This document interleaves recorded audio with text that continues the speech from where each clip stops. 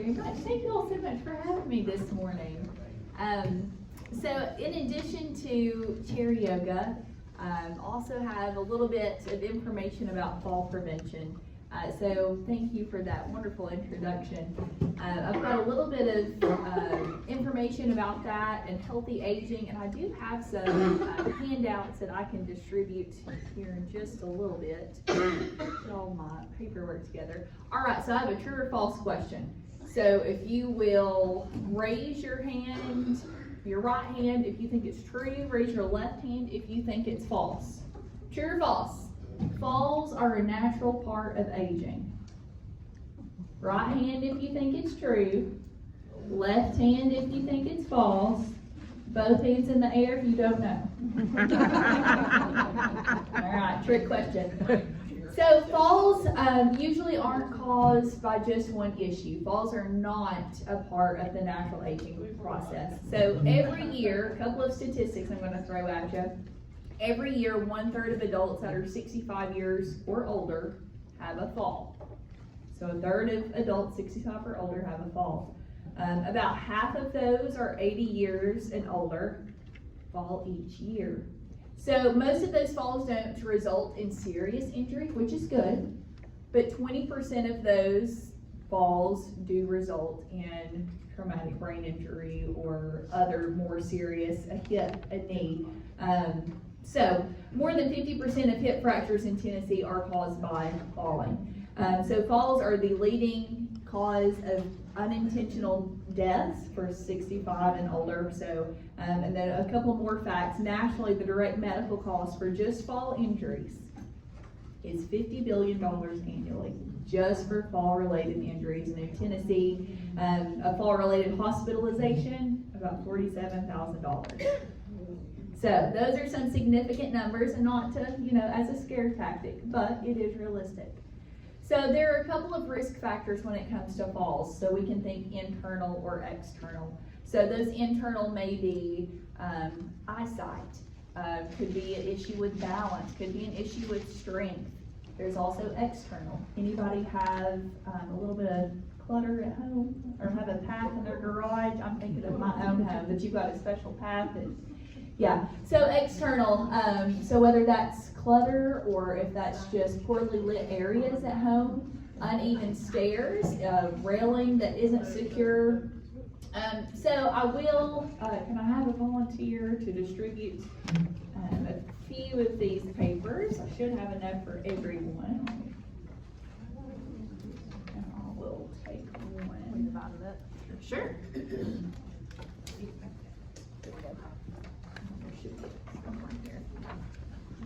So you are receiving a fall-related attitude checklist, and as they are distributing those, we'll talk a little bit more about internal items that affect our fall, our balance, and fall risk. So several studies have identified that risk factors increase the likelihood of falling. That's going to include weakness in our legs, gait and balance disorders if we've had a previous fall, any cognitive impairment, medications.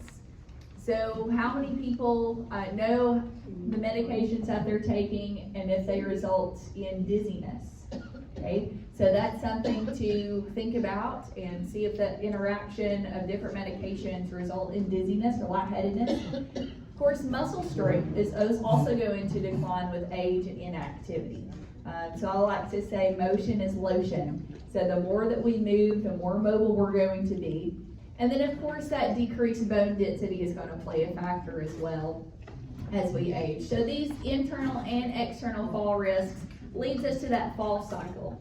So it could start with a fall, which then results in being less active, which then leads us to restricting our activities, and that could impact our social life, our physical well-being, increase our physical fitness, which then increases the risk of falling because we are inactive. Okay, so we can enter the fall cycle at any point with the same outcome, but it's important that we break that cycle to reduce our risks of falls. So let's take a look at that fall-related attitude survey. And I think we're still doing okay on time. So we'll look at those 1 through 8. So 1 through 8, I'll go over them briefly. That there's no right or wrong answer. I will not take these up for a grade. So, number 1, of course, we started off with that one. Falling should be accepted as a natural part of growing old. Agree, disagree? Most falls can be prevented. Yeah, maybe.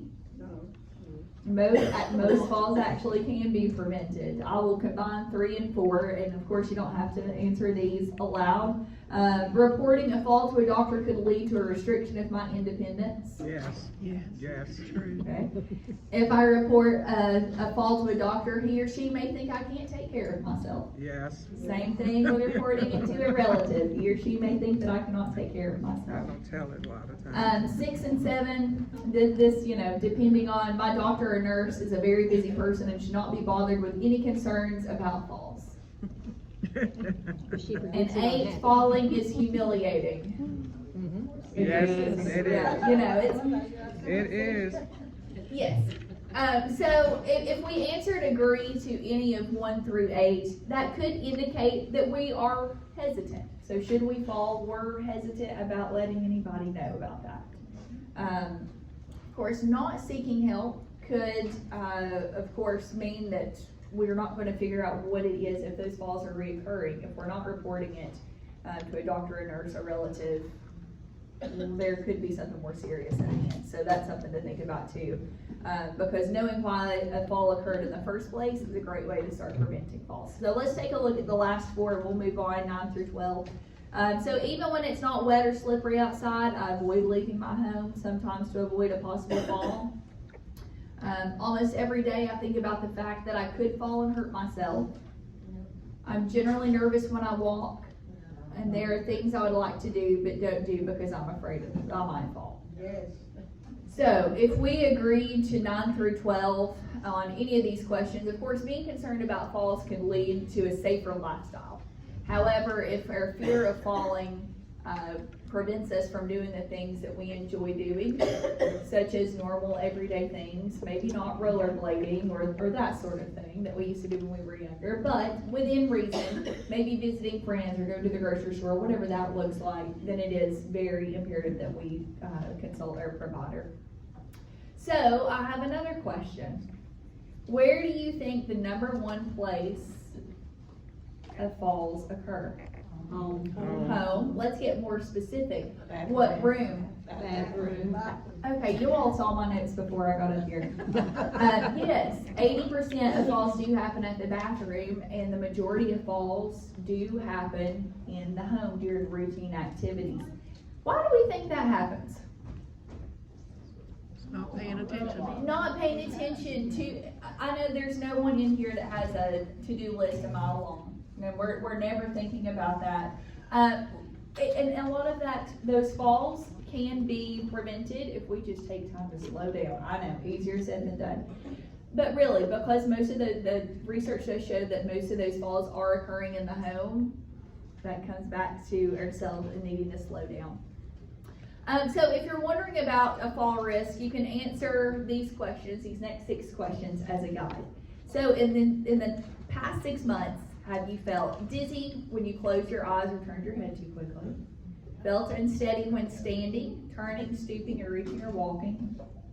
Taken more than 3 prescription drugs at the same time? Fallen down or almost fallen down? Exercise less than 3 times per week? So those could be risks. But what can we do to prevent falls? Of course, we can make our home safer by installing grab bars in our bathrooms, railings on both sides of the stairs, increasing gliding. We can have our eyes and our ears checked to make sure that our glasses are working, have our ears checked to make sure that we're hearing okay. Balance is important there as well. Consulting your doctor or pharmacist to ensure that there's not a potential for medications that we're taking to interact with each other that will result in dizziness or lightheadedness. And then, of course, staying hydrated. And then my personal favorite, exercise. Okay, so doing strength and balance exercises, of course, can increase the strength in our legs. And then protecting our wrists as well. So we'll do some of those here shortly. And then, of course, attending a fall prevention program, UT Extension. So I see a couple of people that I've recognized in some previous classes, and if you've already gone through that, then maybe you can speak to that a little bit too. So let's go ahead, before we get into some of our chair yoga poses. Of course, yoga is a great form of physical activity, and chair yoga is becoming more popular because it can be accessible to most of anyone.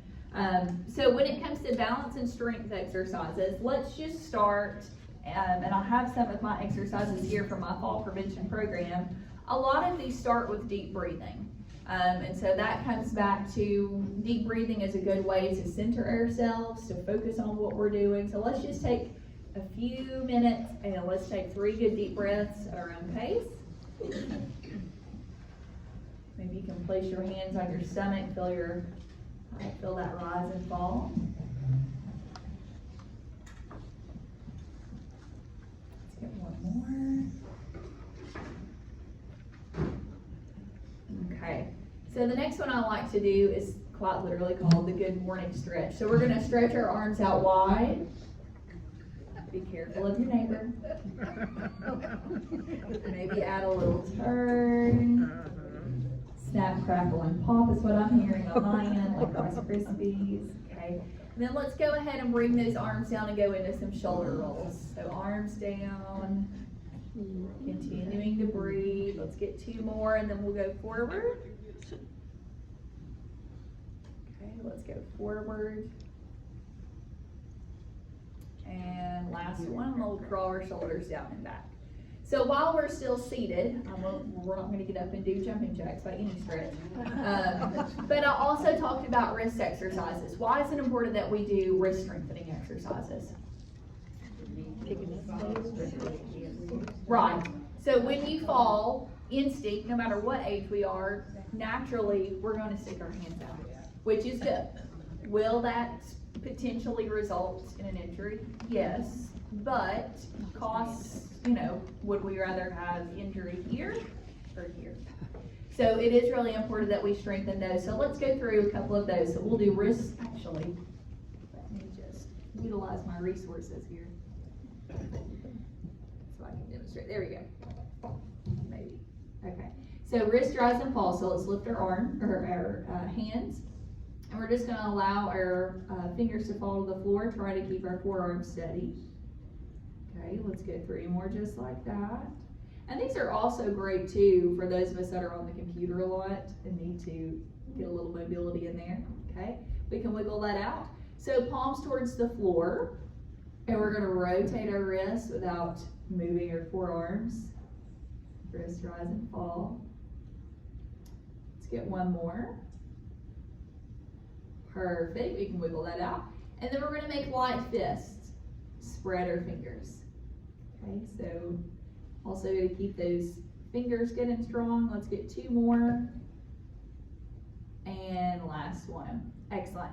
Okay, while we're still seated, we can do a seated knee raise. So with our back up against the chair, our shoulders down and back. I know we just say, So, okay, we're going to start with that right leg only. We're going to lift it for 5 times. So 5, 4, 3, 2, and 1. We'll lower that down. Let's lift the other leg for 5, 4, 3, 2, and 1. So these knee raises that of course can be done seated or standing improves our hip stability and our range of motion. It may help with that physical endurance. So the more you do that, you may even feel that in your core a little bit, as long as you're not slumped over like this. So the next couple of ones, if you feel comfortable standing, we can stand behind our chair. We'll go through a couple of those, and then we'll get into our chair yoga.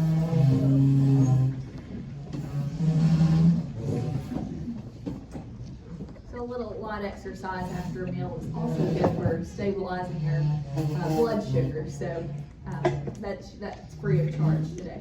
So we are going to place our hands on our hips and circle our hips. Okay, get a little motion there. I see some good dancers. Now you decide how large you would like to make that circle. It doesn't have to be that large. Let's go ahead and reverse that circle. Okay, and we'll stop. So using our chair as a point of stability if you need it. We're gonna lift that right heel off the floor. Let me preface, this one's a little challenging, but I'm confident we can do it. So we're gonna circle that heel. Okay, so trying to keep that leg steady, moving that ankle joint. Anybody popping? Okay, let's reverse that circle. So trying to keep that leg steady. Go for 3, 2, and 1. Okay, let's switch sides. We'll lift that left heel, circling that heel. May find it a little more challenging if this is your less non-dominant leg. It is for me. And we'll reverse for 3, 2, and 1. All right, last exercise and we'll sit back down. So we're gonna sidestep from left to right. And it's so important that we move laterally again to keep those hips engaged. But how many people, by show of hands, get into the shower or into the car head first? Me. Anybody? Me. Sometimes head first, or do you step in this way, left or right? Okay. So a lot of the times when we're getting in and out of the vehicle or in and out of the shower, we've got to move laterally. So it's important to keep that flexibility, mobility there. All right, let's get one more each way. Okay, and then let's take a deep breath. And we'll sit back down. Okay, excellent. So those are just a few of the exercises. I'll come back over here. A few of the exercises as part of our fall prevention program to help increase our endurance, to improve our strength, our balance. And now we'll do a little bit of chair yoga. And I do have handouts for all of this.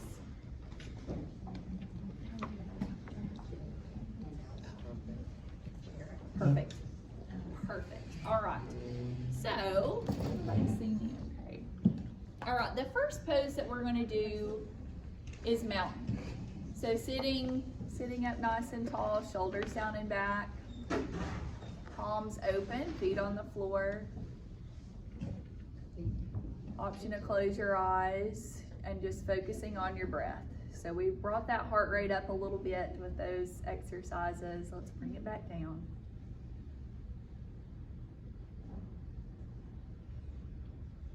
Okay. Slowly flutter your eyes open as you're able. We're going to move into what we call the cat-cow. So we're going to round our shoulders forward. So that poor posture. And then we're going to draw those shoulders back. You can grab the backs of your chair to open up through your chest. Let's get one more just like that. Continuing to breathe. So rounding your shoulders forward. And let's bring it up, opening up your chest. Option to grab the back of that chair. Excellent, let's bring it down. We're gonna move into a side bend. So we'll start with that right arm. If that's uncomfortable, of course, we'll just bend to the side. So we'll take that right arm up and over as you're able, continuing to breathe. Again, be mindful of your neighbor. And we'll switch sides. Option to keep those arms down if that's uncomfortable or if that jacket's a little tight. Okay. Let's get one more each way.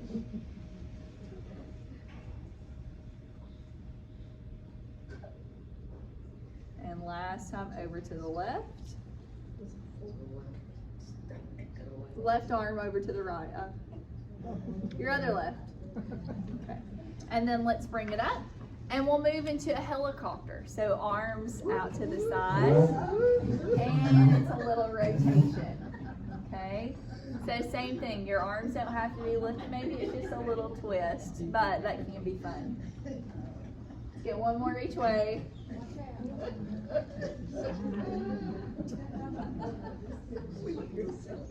Excellent. Let's go ahead and take a couple other deep breaths. Let's take 2. Inhale, bring those arms up.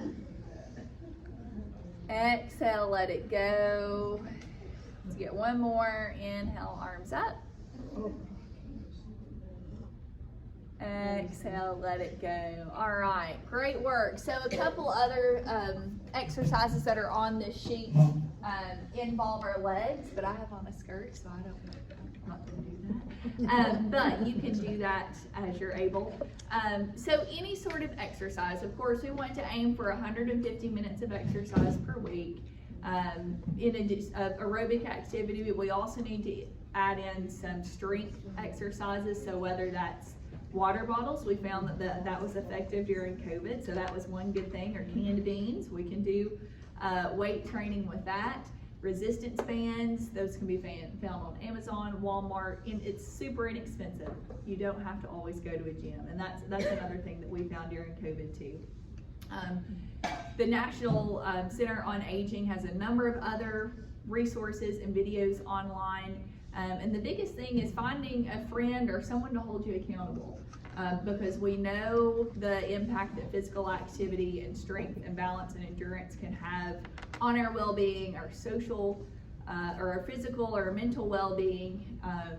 So I'll leave you with that. I have a couple other handouts. I also have, last thing, and I promise I'll sit down, the 4-stage balance test. Now, this is something I encourage you to do at home with supervision, and I'll go through that super quickly. Yes? Do you have a class anywhere that you? I am so glad you asked. I paid her to ask me that, so I could tell you. So right now, we are finishing up a Matter of Balance Fall Prevention class in Bristol, but we are scheduling for February and March, because we already have a few on the calendar in January at a couple of the libraries. In Bristol? Bristol at the Slater Center, Mm-hmm. and then I know we recently did one in the Fall Colonial Heights Library, and Bristol Library is on the calendar for early in the year. But if that's of interest, because we do that in any community center, church, wherever, groups such as y'all, yes, that would, if that's of interest, we could definitely talk about that. Yeah. The 4-stage balance test, like I said, I promise I'll sit down. Encourage you to do this with supervision. So this is testing our balance, so seeing how long that we can stand still for 10 seconds, and then we'll move one foot in front of the other to see how we do with that. Then tandem, and then standing on one foot. Okay, and then both feet. So you have this worksheet, just something, so we can try, see where we're at. But anyway, thank you all so much for having me today. I'm so appreciative, and hopefully you gained one little tidbit from this talk, and I will have these at the back of the room everybody can pick up.